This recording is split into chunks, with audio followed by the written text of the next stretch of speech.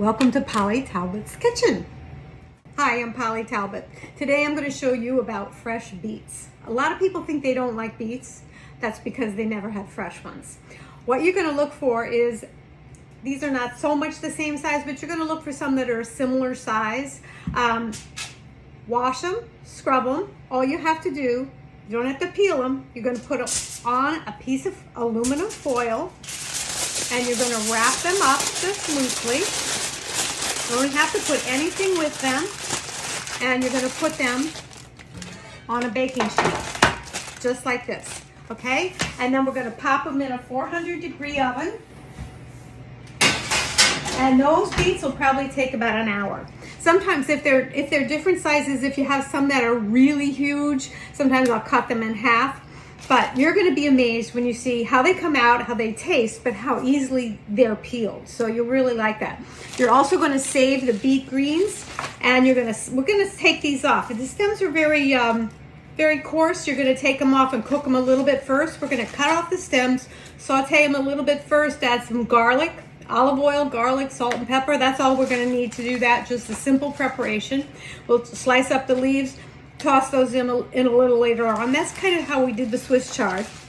So you're going to find that you really do like beets. Whether you think you did or not, you will find that you really do. And they are so good for you. They're great. They're easy to have, easy to find. You're going to see them now in the farmer's market. So make sure you pick up some fresh beets. I'll be back in a few minutes and show you how to peel them.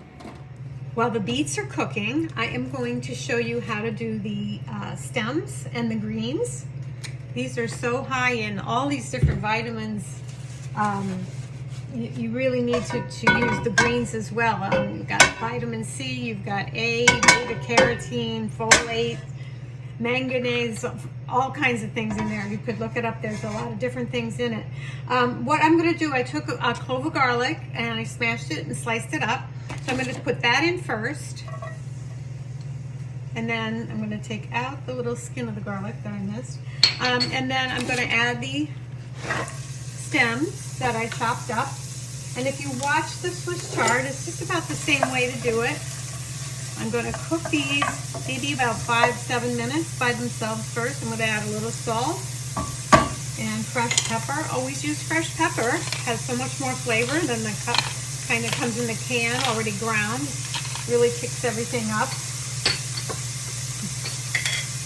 And I have standing by, I have a little water because I might need a little steaming going on, but I'm going to saute these first. Celery. And when you're choosing your pan, make sure you choose something that has a tight fitting lid. So this is going to go on in a little bit. So I want to make sure you have a tight lid for it. So these are going to cook for, I don't know, just till they're a little bit softened. And then I'm going to add the greens. I slice up the greens. And they're all chopped up and nice, and then we'll just put those in, and then we'll finish it off that way. It smells great. I wish you could smell it. They seem to be getting about tender. I'm just going to try one and see.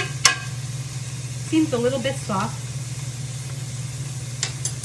Still got a little crunch to it, but that'll happen. That'll cook a little bit more once I add the greens. So I'm going to add the greens here.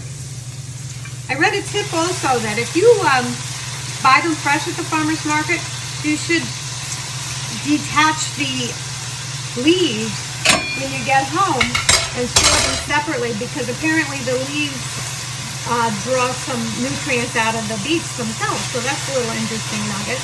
Although if you're going to eat both of them, I guess it doesn't matter a whole lot. But here we go. We're going to put this in here, and I see there was some water on the leaves, so I'm kind of letting that work it. But I am going to add a drop more water, so I can kind of steam them at this point. And then I'm going to put the lid on. It'll probably be about 5 minutes. And it should be good. And here's the greens. They're all finished. That was just 5 minutes. And the liquid has cooked out, so it's perfect. I'll turn them off and serve them up. They look amazing. And they smell wonderful. So, bon appetit on this one. And soon you'll see how to peel the beets. I'm back here with my beets, and this is an hour, so I just was going to open them with you so you can see. They're all nice and steamy. And I'm going to take a knife. We're just going to go by the largest one because this is going to take the longest. That one's done. or that one's not quite done. And I'm going to take this one out because it is done. I'm going to put it over here in this bowl. And then I'm going to put these back in maybe another 10-12 minutes. And see, I just want that knife to go easily in and come out. Okay, we're just a little stuck on the one. I'm going to put them back in another minute or another 10 minutes. Okay, we've got 2 out now. That one large one is a little stubborn, and it's a that's showing you the reason why you try to get them all the same size and they all cook at once. That still needs a few more minutes. But this one, I want to show you how to get the skin off. You're just going to take a piece of paper towel and just wipe the skin off. You can see, I hope you can see, it just slides right off. If you want to wear gloves when you do this, you can. Some people like to. A good round of dishwashing gets rid of that purple stain. So you're just going to wipe all the skin off. And then we're just going to trim the ends. Just a little bit dry right at the top. So you're just going to take that off. And then I like to cut these in triangles, like kind of, whoa, they're still hot, like wedges. So I'll go like this. Put it on its flat side and then just cut some nice wedges. And what I'm going to do with these, very simple, my standby olive oil, salt, and pepper. And if you want to add some dill, that's nice. A little cilantro would be nice. Basil would be fine. Any kind of treatment that you like. A little, you know what's really great on is goat cheese. These are wonderful with candied pecans and goat cheese on an arugula salad. I'm sure you have that. That's really good. So there's a lot of different ways to use them, but you're not going to believe how delicious they are. They're not like those canned ones that you buy in the supermarket or get on the salad bars. So here they are. Oven roasted beets and sauteed beet stems and greens. You have to try them. They are so amazing. Bon appetit.